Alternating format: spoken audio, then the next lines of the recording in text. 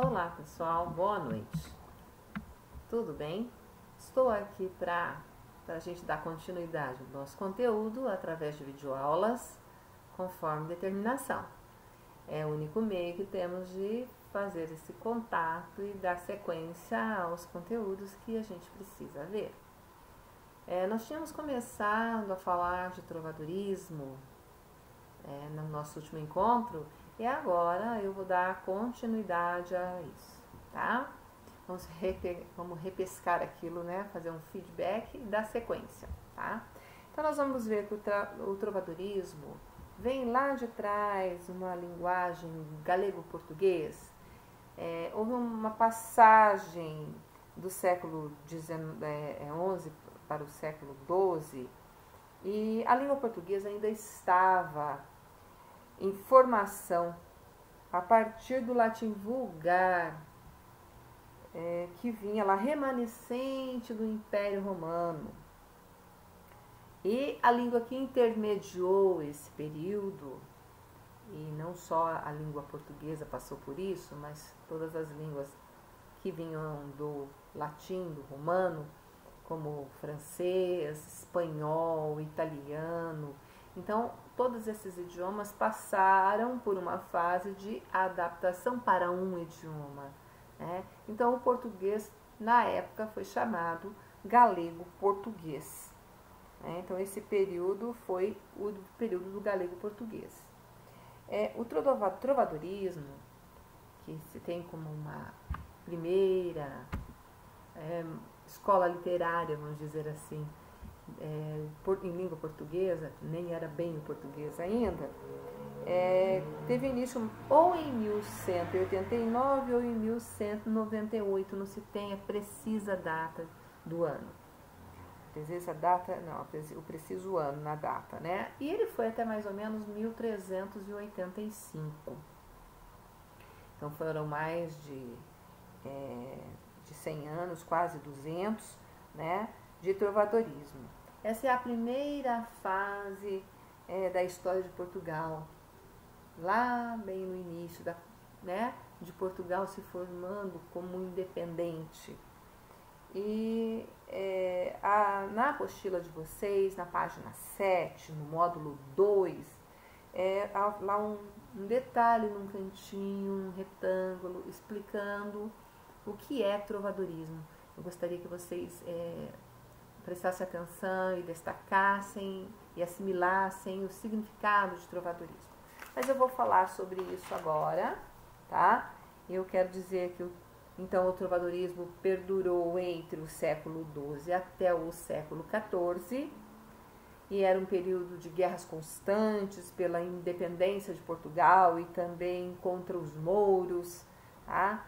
E há todo um resumo histórico ali, que disso que tem na apostila de vocês, depois eu vou pedir um trabalhinho sobre esse período do que estava acontecendo em Portugal. Então vai ser uma tarefa que daqui a pouco eu passo. A poesia medieval, que nós vamos ver agora com o trovadorismo, ela pertencia à tradição oral. Então o trovadorismo é todo oralmente, ela era passada toda oralmente, tá? Era cantada, acompanhada de instrumentos musicais da época, tá, gente? Não vamos pensar aí agora nos instrumentos que nós temos, nos meios de som, de comunicação que existem. Vamos pensar lá naquela época o que existia e o que era usado, tá? Então essas cantigas eram produzidas para ser ouvidas em saraus, em festas populares, em feiras. Esses saraus, principalmente saraus da corte.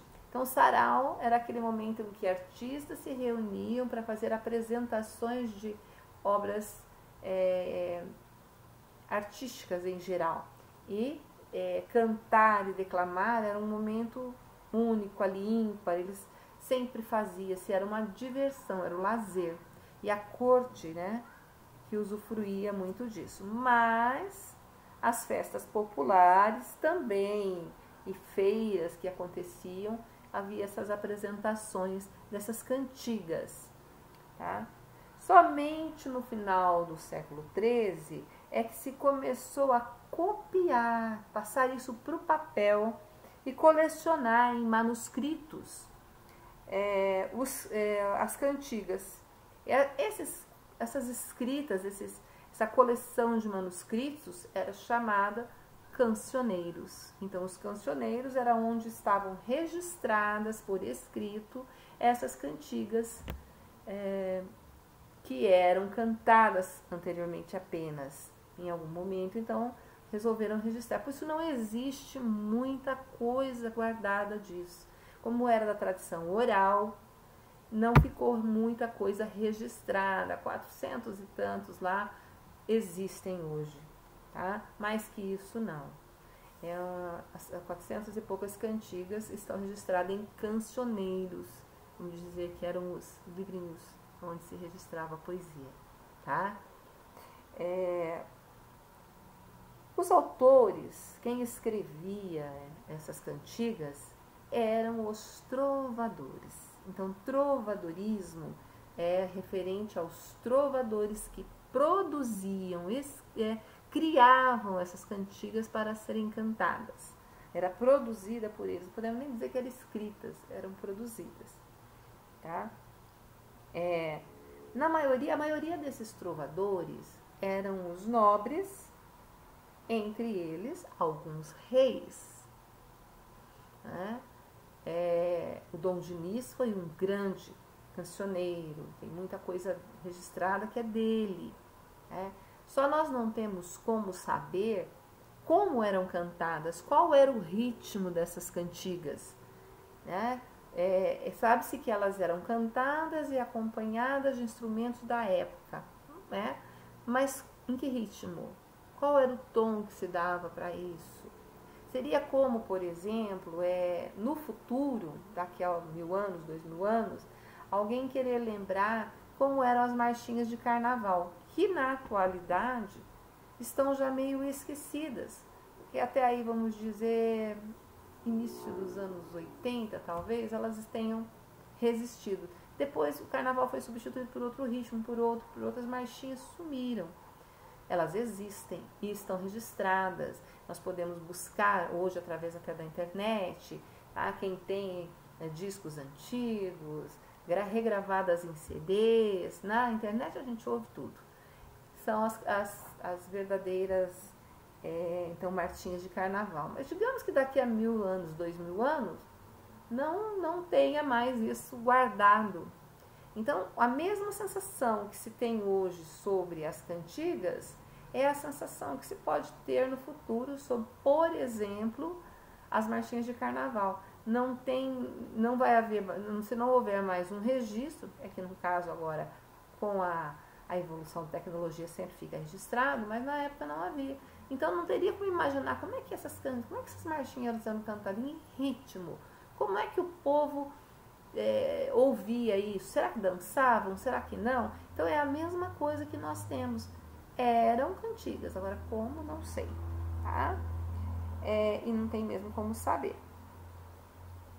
Quem cantava, então, quem cantava as cantigas não eram os trovadores criavam as cantigas, e quem as cantava eram os segréis, menestréis e os jograis, que eram artistas da época que se apresentavam para a corte e nas festas populares também.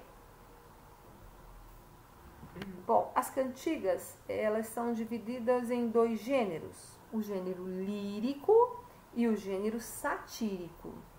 O lírico é que traz as cantigas de amor e de amigo. E as satíricas são as cantigas de escárnio e de maldizer. O que eram essas cantigas líricas? Falavam de sentimento, de emoções, de sensações, falavam de amor, de paixão, de amor impossível, de saudade. Agora, as cantigas satíricas eram as cantigas de crítica já aos comandantes do país, aos reis, sabe? A política, a pessoas que ocupavam determinado cargo. Então, sempre e aquilo que acontece ainda até hoje, que sempre eu comparo, que já foi na literatura com o que é, sempre acontecendo essa crítica social, crítica religiosa, crítica política, sempre existiu, desde as cantigas, lá no século XII, XI, final de um, início do outro, tá? Então haviam esses dois gêneros, lírico e satírico, sendo do lírico as de amigo e de amor, e satírico as de escárnio e de maldizer. Nós vamos entender a diferença entre elas, vamos começar a estudar isso aos poucos, para falar delas depois com mais detalhes. A cantiga de amigo eram cantadas e sempre produzidas, criadas por homens. Mulheres não criavam cantigas, a mulher tinha um outro papel na sociedade e não podia se expor dessa forma. Então as mulheres não cantavam, porém as cantigas de amigo, a voz lírica dessas cantigas era uma voz feminina, era como se fosse uma mulher, uma jovem apaixonada que estava distante do namorado e que contava isso para amigas, para irmãs, para as pessoas próximas em quem ela confiava, falando da sua saudade, né? Falando da vontade de estar com o homem amado, o namorado, que no caso era chamado de amigo. O amigo não era um amigo no sentido de hoje, era um amigo no sentido namoro. Mas era só voz lírica. Quem cantava eram os homens, quem escrevia eram os homens, tá? As cantigas de amor não, eram de voz masculina, a voz lírica era de homem. O homem cantando para a mulher amada, a sua vontade de estar junto dela, a saudade, ou o amor impossível daquela que ele não podia por algum motivo social, por regras da sociedade, não podia estar ao lado dela. Aqueles amores impossíveis que nós vamos estudar em várias, ou se não todas, escolas literais, né? O amor que não pode acontecer, tá? Bom, eu vou pedir a vocês que façam duas atividades, tá?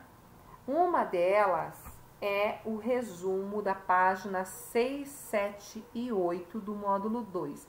Resumo, gente, propriamente dito, aquele resumo que é contar, ler, você vai ler e contar com suas palavras aquilo que é mais importante, aquilo que se você colocar fica claro e deixar de lado aquilo que não é tão importante, tão necessário no momento de um resumo, tá? Vale uma notinha, tudo vai valer nota, eu vou avaliar, vou colocar uma nota para vocês, tá? E mando depois o valor de cada uma. Em relação à segunda tarefa, no própria apostila, módulo 2. Atividades, na página 10, vocês vão ler, fazer uma leitura lá onde começa o gênero lírico. E vão ler também a página 11, que tem duas cantigas. É uma cantiga original e uma paródia dela. E na página 12, aí sim, os exercícios referentes a isso que vocês vão ler. Então, exercício 1 ao 5 da página 12, só até o 5. Tem mais, mas eu quero só esses 5, tá? E aí a gente continua a partir dali na próxima aula. Vocês vão me preparar essa tarefa para a próxima quinta-feira, dia 9, tá? Então, no dia 9, eu vou verificar essa tarefa, vocês vão enviar essa tarefa, eu vou deixar lá no site da escola, esse link que vai estar postado para vocês, ou se eu conseguir esse vídeo, e vocês vão fazer a tarefa que eu vou determinar e enviar da forma que eu vou deixar ali para vocês. Tudo direitinho, tá bom? Grande beijo, até a próxima!